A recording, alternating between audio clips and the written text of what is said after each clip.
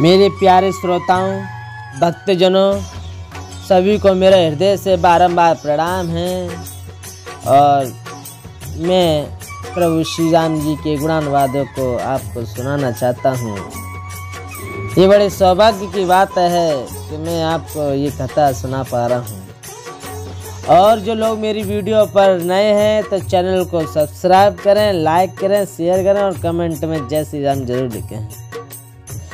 देखो प्यारे भक्तजनों, प्रभु की लीलाएं कुछ अद्भुत हैं जिन्हें समझना बड़ा कठिन है, लेकिन परमात्मा से ये हमें विनती करते रहनी चाहिए कि प्रभु हमें ये सद्बुद्धि दें, हमें अपनी भक्ति दें, हमें अपना विवेक दें, जिससे हम आपको पहचान सकें, हम आपकी लीलाओं को जान सकें, आपके गुणानुवादों को समझ सकें।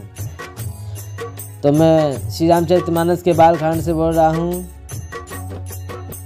जब श्री राम जी ने धनुष को तोड़ दिया है तो वहीं पर परशुराम जी का आगमन हुआ है, उसके बारे में मैं बोलना चाहूँगा। वो इस प्रकार है चौपाई। आसस दीन सकी हर सानी, निज समाज ले गए सयानी। विश्वामित्र मिले पुनियाई, पद सरोज मेले दो भाई। मेरे प्यारे श्रोताओं, परशुराम जी ने सीता जी को आशीर्वाद दिया और सखी बड़ी हर्षित हुई। वे सयानी सखियां उनको अपनी मंडली में ले गई। फिर विश्वामित्र जी के आकर मिले और उन्होंने दोनों भाइयों को अनेक चरण कमलों पर गिराया। राम लखन दशरथ के डोटा, दिन आशीष दे के बल जोटा। राम ही चित्तव रहे तकी लोचन, रूप अपार मार मदमोचन। विश्वामित्र ने कहा, ये राम और लक्ष्मण राजा दशरथ के पुत्र हैं। उनकी सुंदर जोड़ी देखकर परशुराम जी ने आशीर्वाद दिया। कामदेव के भी मद को छुड़ाने वाले श्री रामचंद्र जी के अपार रूप को देखकर उनके नेत्र स्तंभित हो गए। वो देखते रह गए उनके रूप को। फिर सब देखकर जानते हुए अनजान की तरह जनक जी से पूछते हैं कि कहो, ये बड़ी भारी भीड़ कैसी है। उनके शरीर में एकदम क्रोध आ गया था, क्रोध छा रहा था। समाचार कहे जनक सुनाए, जय कारण महीप सब आए। सुनत वचन फिर अनत निहारे, देख चाप खंड मही डारे। जिस कारण सब राजा आए थे, राजा जनक ने वे सब समाचार कह सुनाए। जनक के वचन सुनकर परशुराम जी ने फिर कर दूसरी ओर देखा तो धनुष के टुकड़े पृथ्वी पर पड़े हुए दिखाई दिए।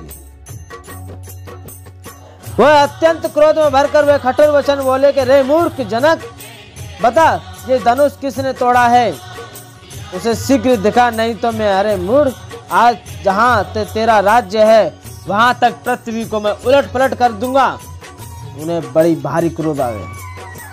अति डर उतर दे तन पुनाही, कुटले भूप हर से मन माई। सुर मुनि नाग नगर नर नारी, सोचे ही सकल त्रास उर भारी। और प्यारे श्रोताओं, फिर क्या हुआ, राजा को अत्यंत डर लग गया। वो भय हो गई, जिसके कारण वे उत्तर नहीं दे पाए। ये देखकर कुटिल राजा मन में बड़े प्रसन्न हुए। देवता, मुनि, नाग और नगर के स्त्री पुरुष सभी सोच में पड़ गए कि सबके हृदय में बड़ा भय हो गया। सीता जी की माता मन में पछता रही है कि हाय, विधाता ने अब बनी बनाई बात बिगाड़ दी। परशुराम जी का स्वभाव सुनकर सीता जी को आधा क्षण भी कल्प के समान बीतने लगा। तब श्री रामचंद्र जी ने सब लोगों को भयभीत देखकर और सीता जी को डरी हुई जानकर बोले। उनके हृदय में कुछ न हर्ष था न विषाद। नाथ सांबो धनु बंज निहारा, एक दास तुम्हारा। आयुष काहे कहो कि मोई, सुन साई बोले मुनि कोई। हे नाथ, शिव जी के धनुष को तोड़ने वाला आपका कोई एक दास ही होगा, क्या आज्ञा है मुझसे, क्यों नहीं कहते। ये सुनकर क्रोधी मुनि रिसाकर बोले, सेवक वह है जो सेवा का काम करे, शत्रु का काम करके तो लड़ाई ही करनी चाहिए। हे राम सुनो, जिसने शिव जी के धनुष को तोड़ा है वह शस्त्र बाहु के समान मेरा शत्रु है, मेरा शत्रु है। सोबिल गाँव बिहाय समाजा, नत मारे जही सब राजा। सुनि मुनि वचन लखन मुस्काने, बोले परम सुंदर अपमाने। वह इस समाज को छोड़कर अलग हो जाए और नहीं तो सभी राजाएं मारे जाएंगे। मुनि के वचन सुनकर लक्ष्मण जी मुस्कुराए और परशुराम जी का अपमान करते हुए बोले, क्या बोले, बहुधन ही तोरी लड़काई, कबू न असिरिस कीने गोसाई। है धन पर ममता कहिए तू, सुनिर साहे के ब्रज कुल के तू। और क्या कहने लगे भक्तों, हे गोसाई, लड़कपन में हमने बहुत सी धनिया तोड़ियां डाली, धनुष तोड़ डाले लड़कपन में, किंतु आपने तो ऐसा क्रोध कभी नहीं किया। इस धनुष में इतनी ममता किस कारण से है। ये सुनकर ब्रह्मवंशु ध्वजा स्वरूप परशुराम जी कुंपित हुए, क्रोधित हुए।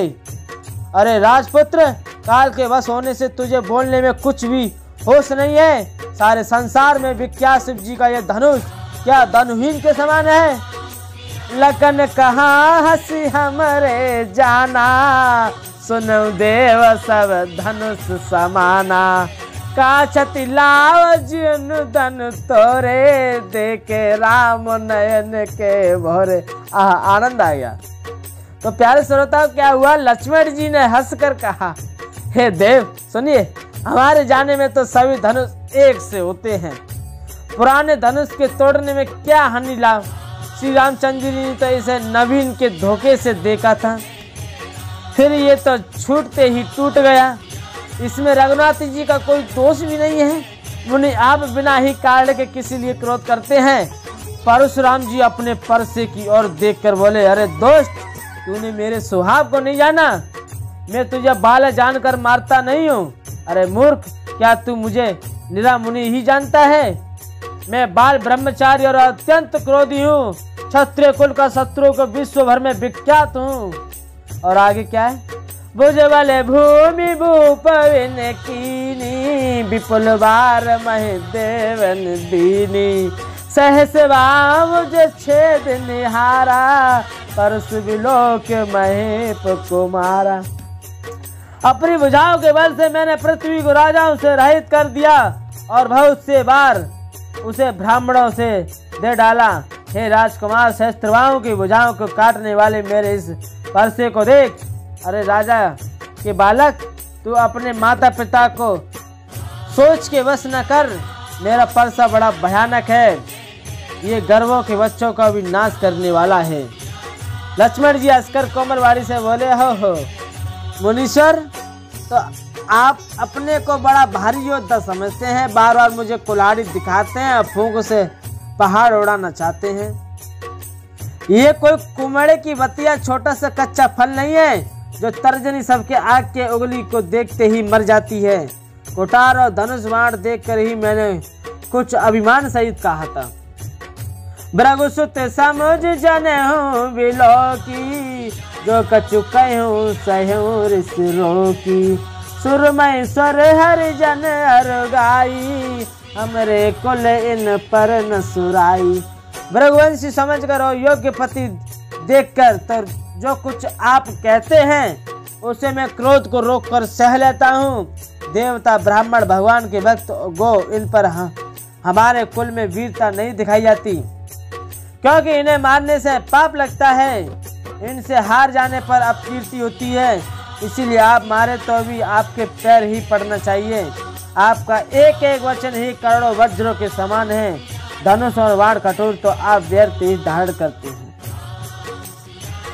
तो इस प्रकार लक्ष्मण जी और उन्हें समझा रहे हैं परशुराम जी को, लेकिन उनका क्रोध शांत नहीं होता है। तो ये वीडियो काफ़ी लंबी हो जाएगी, इसीलिए मैं आपको अगली वीडियो में बताऊंगा। जब तक कि मैं विराम लेता हूं अपनी बारी से। जय श्री राम।